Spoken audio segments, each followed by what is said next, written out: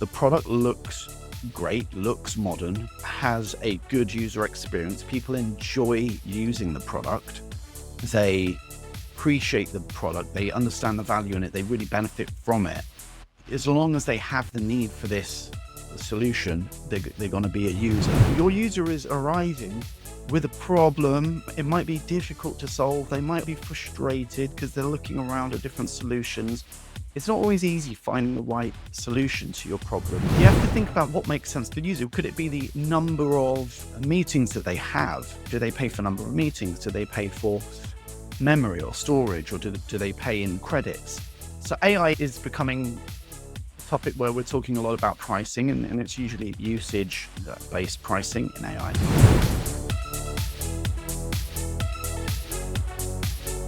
Today we're going to talk about how to triple your B2B SaaS revenue with better UX. We'll dive into how to optimize conversion, retention, and expansion using user experience. My guest is Peter Loving, which was the first guest on the Grow Your B2B SaaS podcast. In the previous episode, we chatted about the basics, importance, and some best practices regarding UX, UI. Today, we're going to take the conversation a lot deeper. So if you aren't familiar with the topic, listen to that episode first. For people who don't know Peter, he's the founder of UserActive, a SaaS design agency. They help SaaS companies on a daily basis to grow their SaaS by improving the UI and the UX. Welcome back, Peter. Thanks, Joran. Love your podcast and always good catching up. So happy to be back. The title of the podcast is How to Triple Your SaaS Revenue with Better UX. Is that really possible? I guess that's my first question. And I guess what components of the UX would you need to improve to actually be able to achieve this result? Yeah, that's a good start. We have worked with companies who have tripled their revenue while we've been working with them. You could argue, oh, is that just down to UX or the cumulative effect of everything they're doing? And I would say that it's important that you have all of the components working together, right?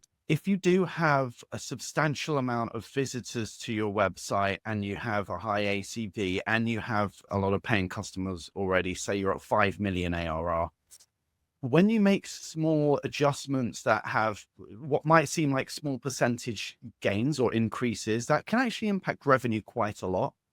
So I would say that UX does play a big role in impacting bottom line ARR.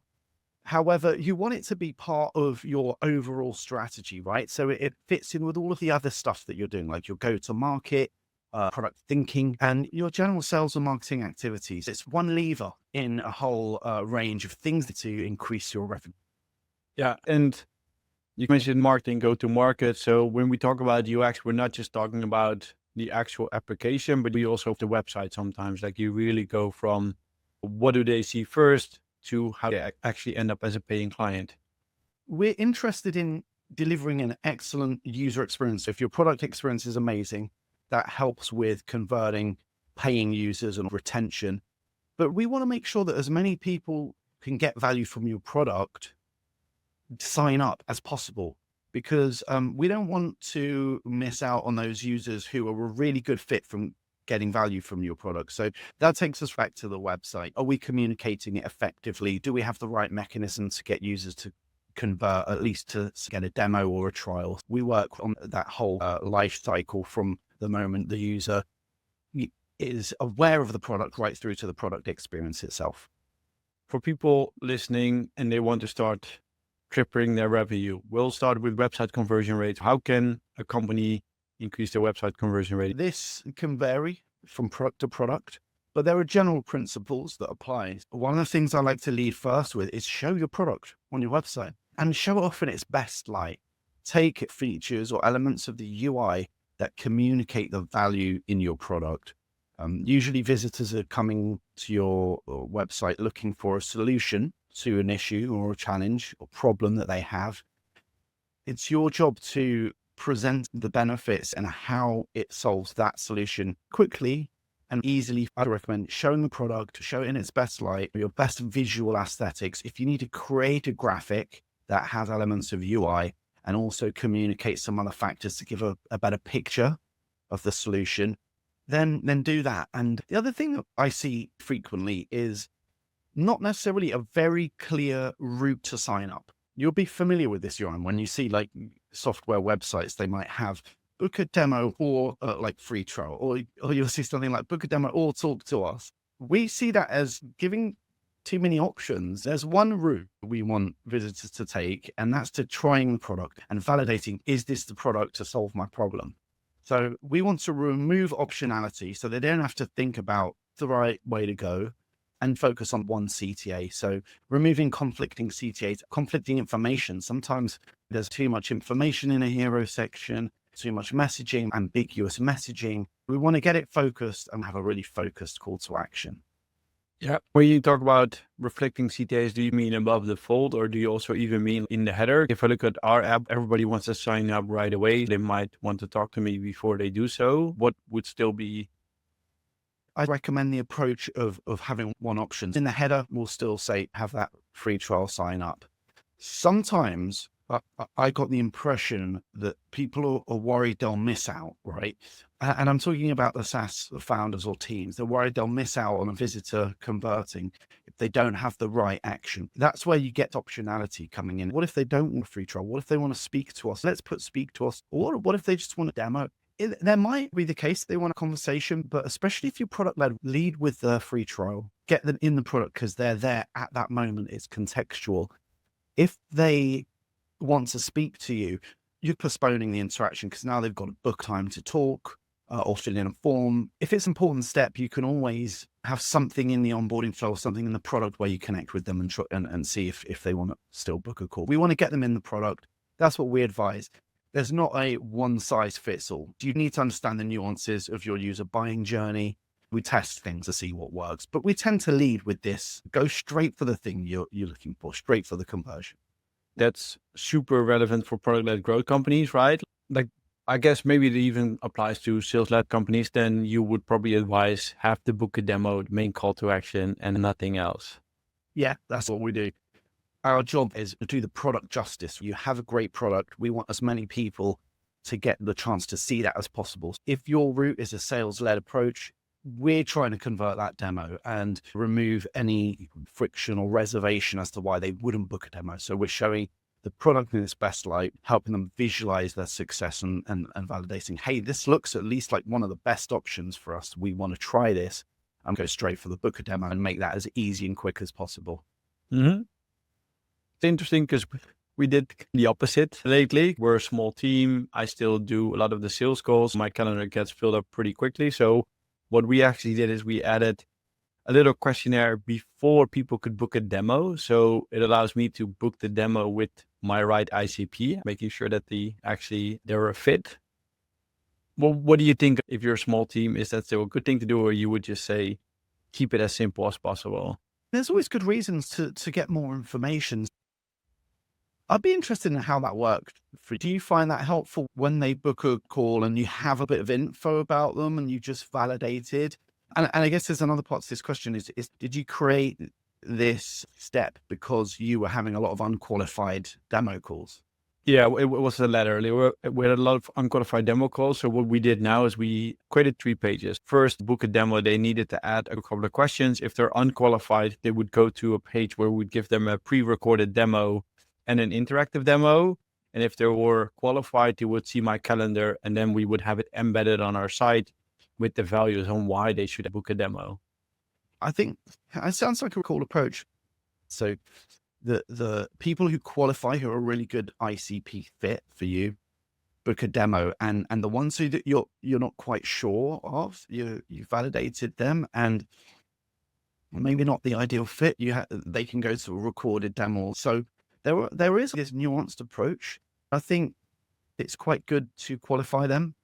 Can you speak more targeted to your ICP on your hero section in order that they can self-qualify? Is that worth trying?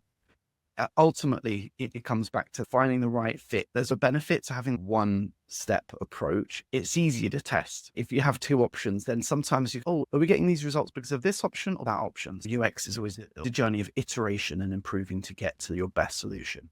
I love that you say have people self-qualify based on messaging on the site. We did a podcast with April Dunford about positioning. Then I did one with Diana Weiradu, which we met at SaaS Talk Local, which talked about messaging. We started to change these things to have people self-qualify. Makes sense. Everything is connected.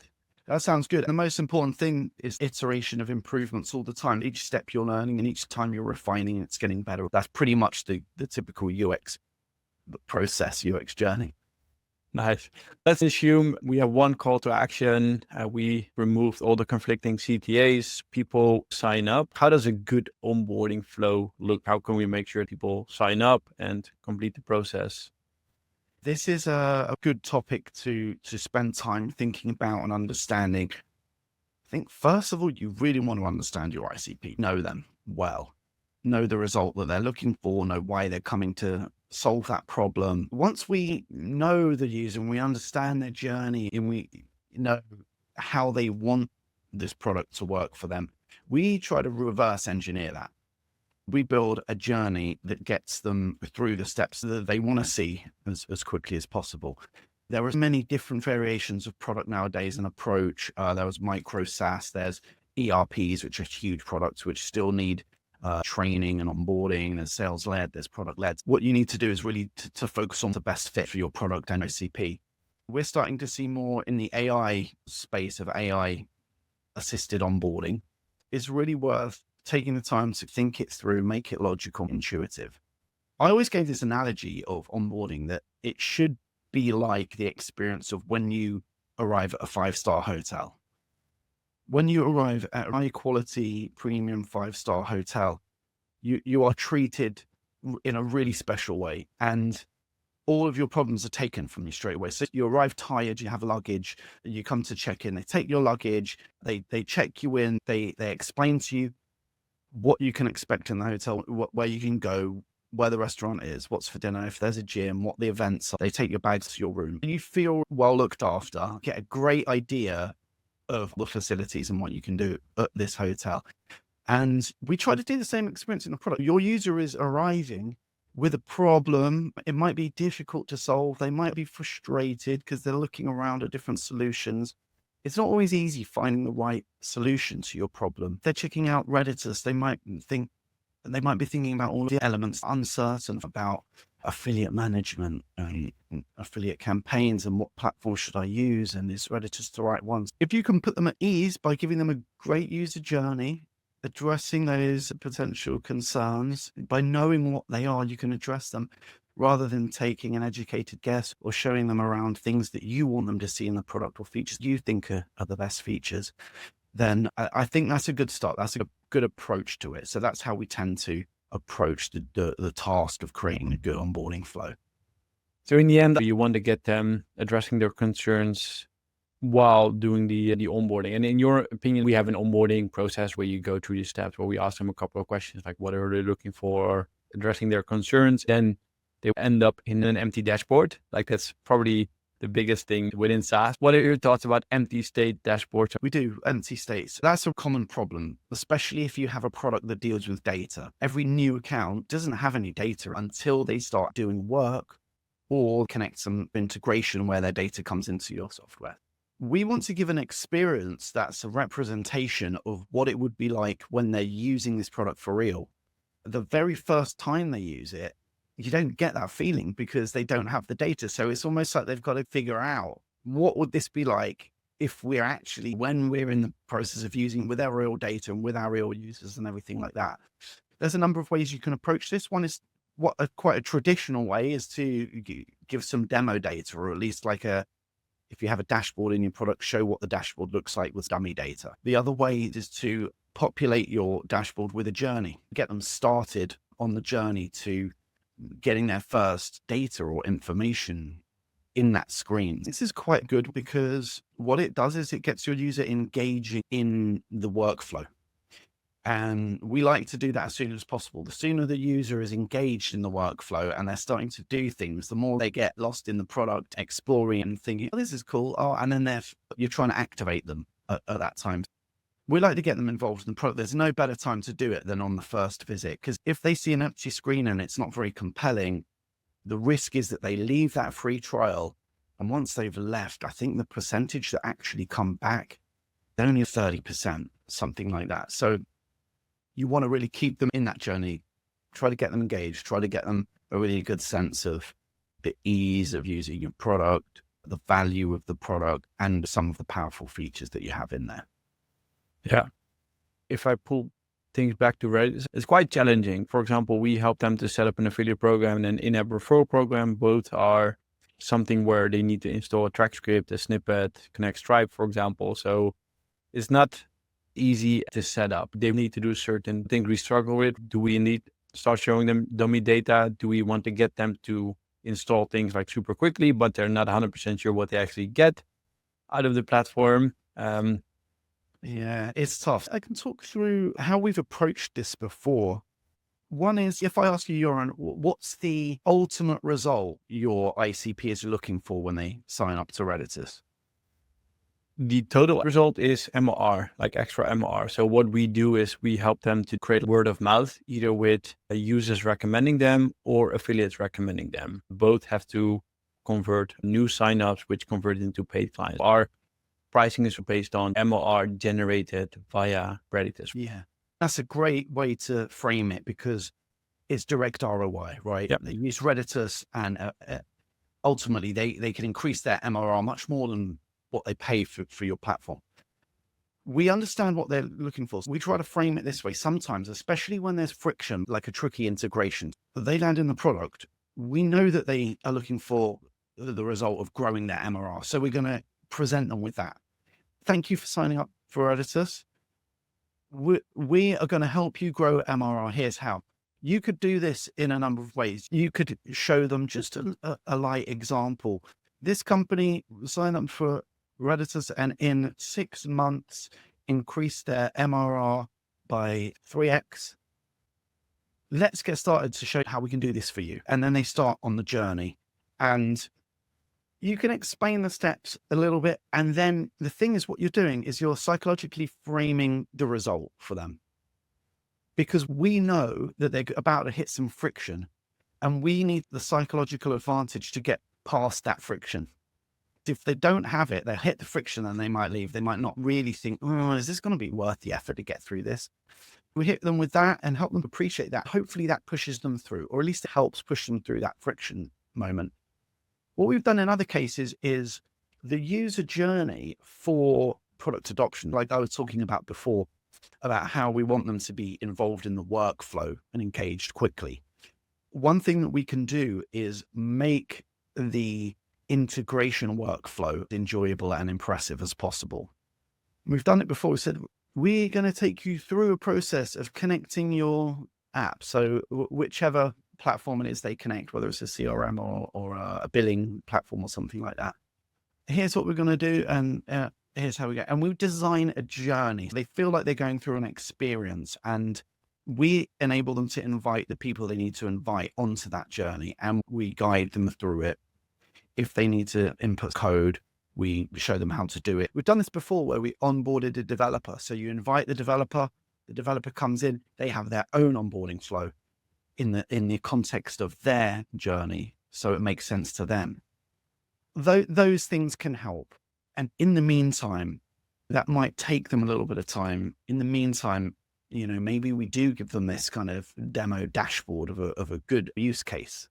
Or some templates that they can work on to populate what might look like a good affiliate campaign for them whilst we're waiting for the integration. So we try to be creative and think of the most exciting, enjoyable, and engaging user journey, considering the challenges with this onboarding process. Yeah, it makes sense. I love that you keep talking about journeys, and especially the developer one. We do have the invite developer in the app because they would need to get access, but we never thought about actually creating a journey for them. Like in the end, they land in the app, probably don't know where to go. They have to click on settings, installations, get the script. These things make sense. You want them to receive the email on how to do certain things, but if they go to the app, then they just land in an empty dashboard without probably knowing what to do. So I love this. Thank you. Incredible. Well, when we talk about more journeys, we have people who went to the website, who signed up, went through onboarding. What are some ways to increase free users? Because we're talking about PLG here, to paid signups, increase the conversion here. Yeah, there's sales-led challenges and the PLG challenges. One of the things I was talking recently with a friend about who has a legal tech SaaS is that they will do a pilot. So their free trial, essentially it's a free trial, but for a sales-led motion, they'll get a number of users from their prospects business, give them free accounts, give them coaching, give them guidance. And essentially that's like their equivalent of a free trial, but it has a heavy human touch in there. For the product-led approach, we're trying to validate this product as the solution of choice for the users. We want to deliver value in this free trial. And during that period, we want it to be explicitly clear how the pricing aligns to that value. And we need it to make sense for the user in terms of how they think of the value. One example I've seen of this is products built by technical teams and engineers. Sometimes you see engineering thinking coming across on the front end of the product, so the UX aspect of it. So it might be that there's engineering or technical terminology that makes complete sense in the developer context, but for the end user context, it makes no sense at all because they don't think that way. They don't have the skill set of the developers. One way I've seen this happen is for an AI product, the cost for the business is in how much time the user is engaging with AI.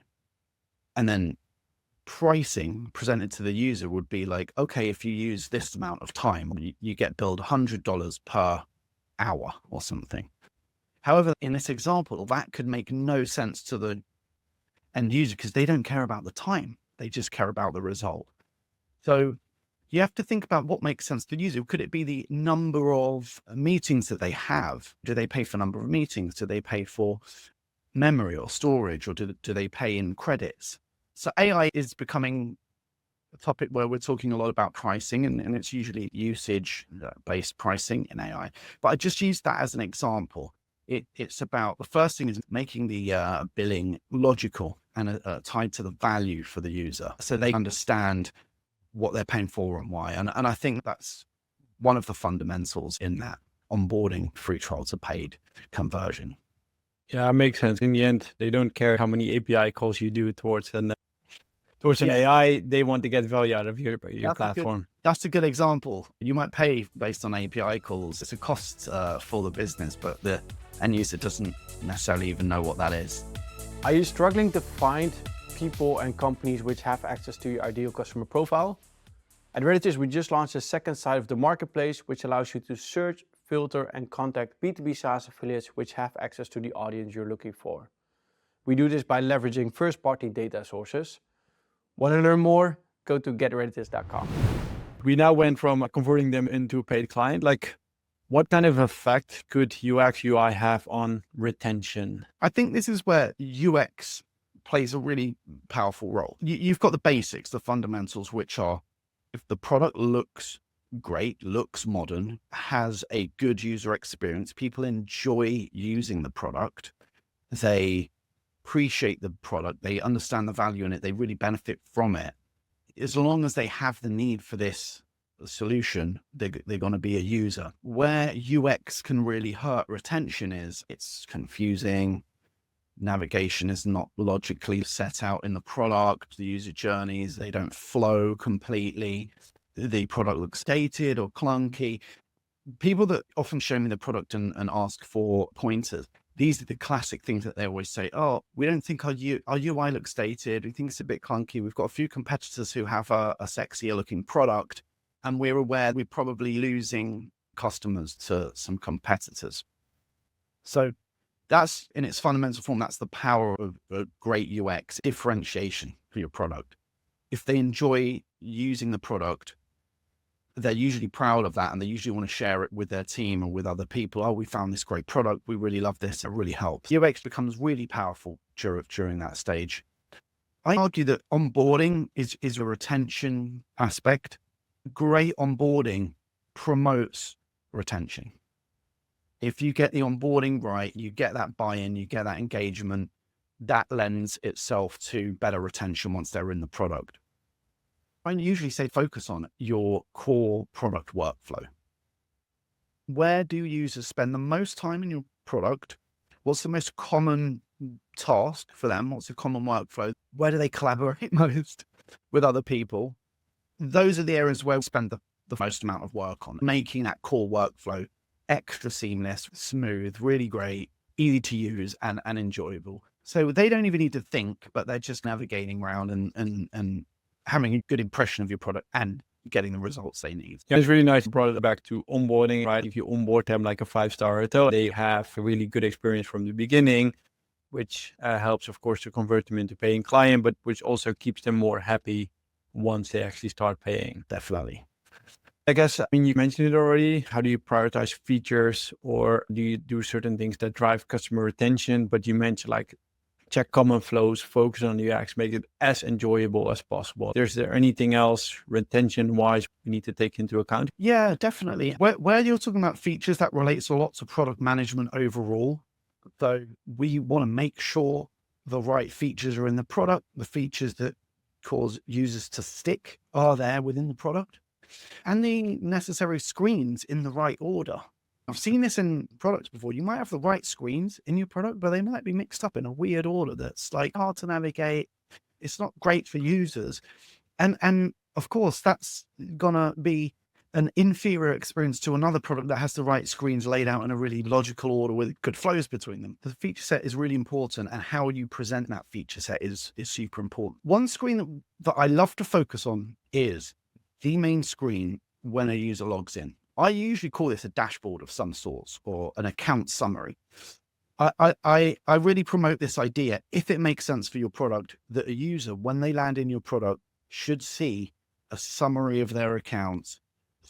If there's data in this account, a data visualization of the things that matter to your user on a daily basis. So users typically are doing 3 things in their account. They're usually coming in to do work, or check something, or they're collaborating with other people, sharing things with other people. So a good dashboard with navigation should enable them to start any of those 3 types of journey. Once they're in the product, like that first impression is that login. If that's always a good experience, they'll sometimes log in just to see the dashboard and just be like, okay, where are we with these stats? Especially if it's a sales or marketing led product. And then where UX relates to the feature set is all about aligning with the business vision, and product management. If we understand our ICP well, we know the features they need and what might be lacking in our product, or what will bring more value to our user if we add this to the product. It's all about making those decisions, evaluating them, and being sure that you are bringing in the most powerful features and positioning them in a logical place in your product.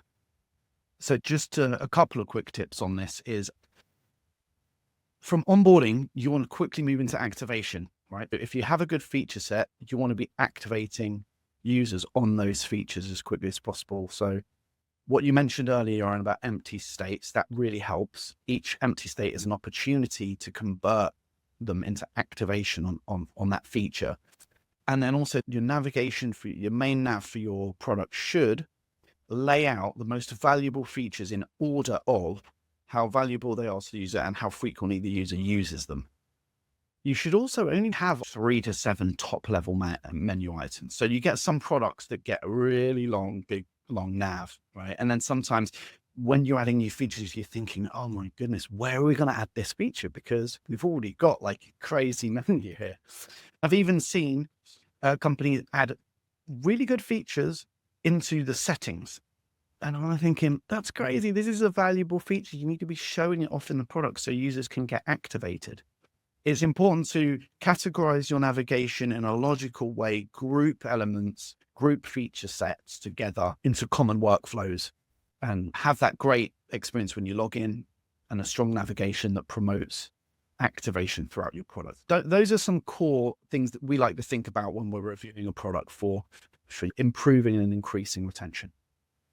Nice. I love it. It all sounds super relatable. Many of the things you said, we had conversations in the last weeks regarding this, like how we're going to deal with our navigation and the dashboard.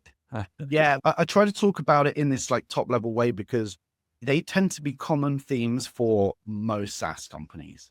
Once you get into it, then it becomes nuanced. Then every product is unique and you have to make the right choices for that product team and the users. But the fundamentals apply for most SaaS. Yeah. As you mentioned, it's, I think, one of the most common things you said, make a journey per user, make a journey what people are going for. If you keep that in mind all the time, what do you want them to do to get value? You can figure out as a listener, how does it look like for your SaaS? So cool. So we now converted them into paid client. We retained them. How can we make sure that they start paying us more? You've got a happy user. They're using the product. They're getting value from it. Great. Okay. So we like to make sure that pricing is related to value. One principle is not giving away unlimited value to your most successful user. If you have your most successful user on a kind of unlimited plan, you're actually leaving a lot of revenue on the table. People getting the most value are effectively paying the same as somebody who doesn't really get anywhere near the same amount of value. So it's important pricing structure. That is almost like a business thinking exercise, and some of it is UX, because UX is all about how you present that to the user, their experience of understanding pricing. But expansion becomes really important where your users validate the product, they're using it, they're getting value from it, and they want to use it more, or they need to get more from the product. There are a number of ways to do this. One is usage. Do they need to use more? One is users. Do they need to collaborate or invite other users? A good example is Figma. We pay for Figma seats. Every time we add our clients to Figma, in order to give them an editable access, we're paying for their seats. Figma has a really good way of doing expansion. It naturally happens when we need to, in our workflows, it happens naturally. The other way is to pay for more premium features they might need. These are the main three ways. And we use UX to present these to the user based on two ways. One is interruption. When a user signs in, logs in, we might present them with a new premium feature notification in their journey, give them an announcement or a notification in the product of how they can get more value. The first one is about raising awareness. The second way is contextual. We want to give them contextual notifications or prompts on the upgrades. Let's imagine you've got a user in Redditus. They have set up their affiliate, added a bunch of affiliates to set up their first campaign and need to set that campaign live. And at that point, give them an upgrade notification. So make this campaign live. At that point, it makes sense to do the upgrade. Okay, they know that they're going to increase MRR if they activate these campaigns. And in order to get that MRR, they're going to have to pay a little bit. That's the ROI of the product. So we say, okay, great, let's get this campaign live first. We need you to upgrade. We don't want to give them too many options. We just want to give them the right plan for them. So we'll make it easy by trying to give them the best fit plan, and then they can upgrade. That's one example of a contextual upgrade for expansion. The other way is seats. It might be based on affiliates. Okay, you've added 10 affiliates, but you want to add more. Your account limit is 10. At that point, we'll put them on the upgrade path. You can call those paywalls or pay gates, but they're important aspects of the products. We do them by interrupting a journey, but also contextually. Like on the affiliates page, where they add affiliates or where you have affiliates, we might have tooltips saying your account has up to 10 affiliates and you need to upgrade to add more. It gets very specific for each software, and it's really worth thinking through it carefully. Again, from the perspective of the user, not from the perspective of the business. So it makes sense to the user.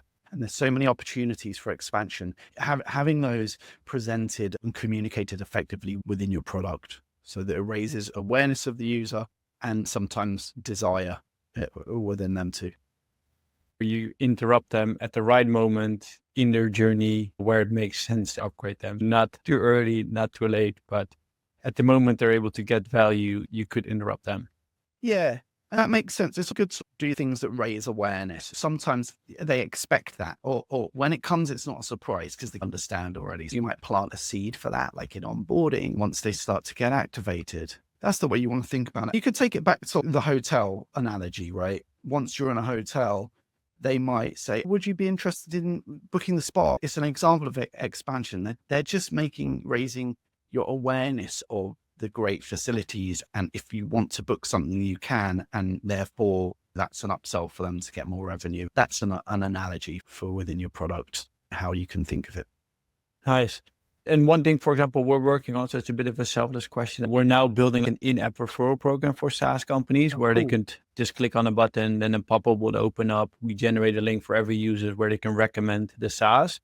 Like, what would be, in your opinion, the moment to ask for a user to recommend them to somebody else? Yeah, there is a lot of psychology in UX. And one of those things is around awareness. There's a general principle. They say you have to tell people something generally, like in a company context, 7 times before they internalize it and remember it.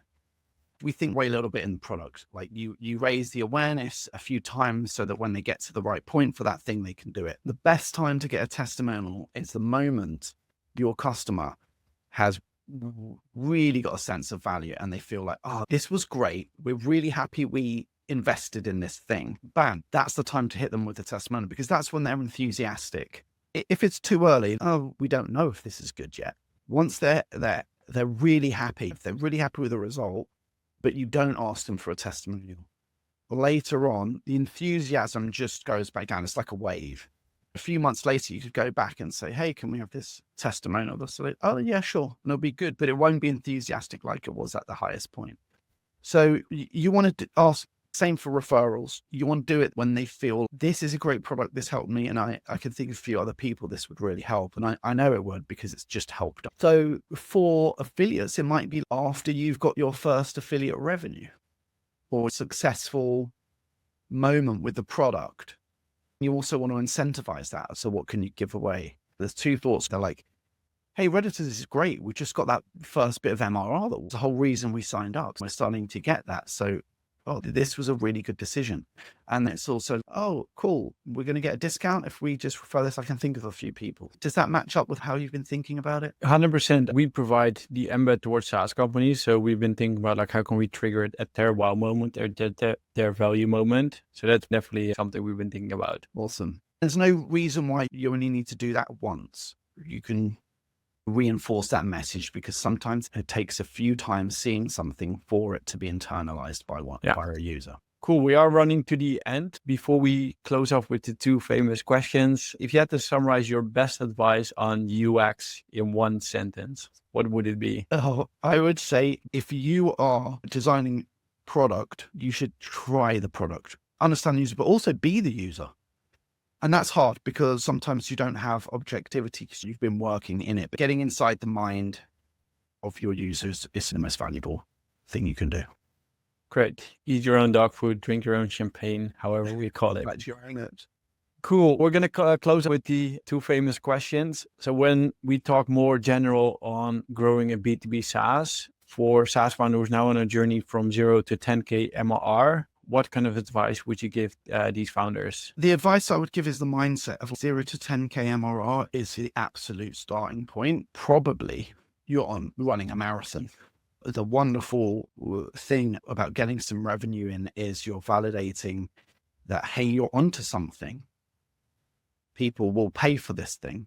Just be aware it's long term. Most SaaS founders that I've met and spoken to have underestimated the journey, both in how long it takes and how difficult it is.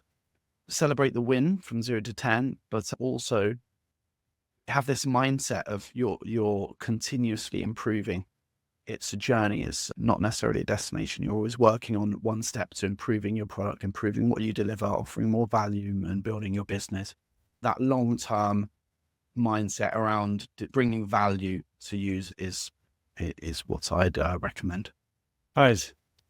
Let's then assume we passed 10K MRR and we're now making a huge step towards 10 million ARR. What kind of advice would you give a SaaS founder here? That one's hard for me because although I've designed hundreds of products and worked with a lot of SaaS companies for years, I haven't been a SaaS founder. So it's hard for me to give the advice from that perspective. But if I just focused it on our theme of UX, I would argue the power of UX for SaaS. I would argue that if you give 2 products all of the same benefit, if they have the same marketing team, the same sales team, the same everything, the better product would win. I've heard this said in SaaS before. It's like you can succeed with an ugly product. And whilst I do know that to be true, I think the market is way more competitive now. And I think that if two products were given all of the same parameters, the better product will win. I would say appreciate the value of design, appreciate how that impacts your users, and invest in good UX talent as your team grows. People who have skill with B2B SaaS and how to do it, hire them in your team, get advice from them where you can. Yeah, I would just suggest that, just simply because I come from the product and UX kind of background. I've seen the power of it.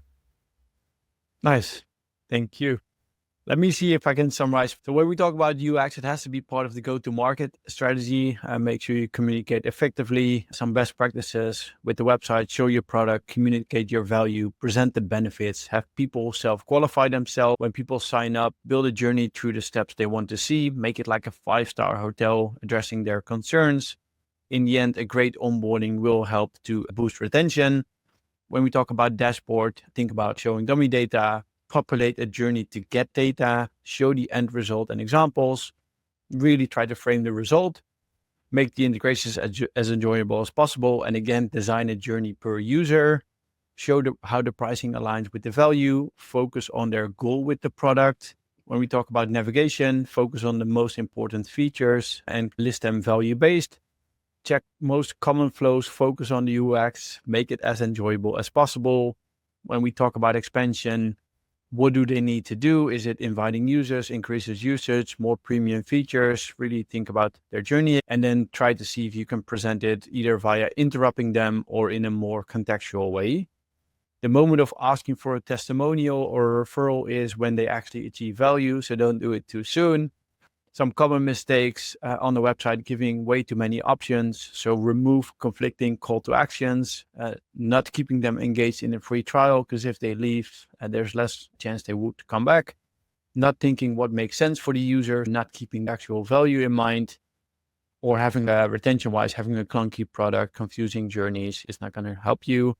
And then in the end, of course, don't give unlimited value to the most successful user. So try to limit that. And I loved how you said it. Keep thinking about the journey. Software is a series of user flows. Become your user, be the user, get inside the mind of the user, however it's going to work for you.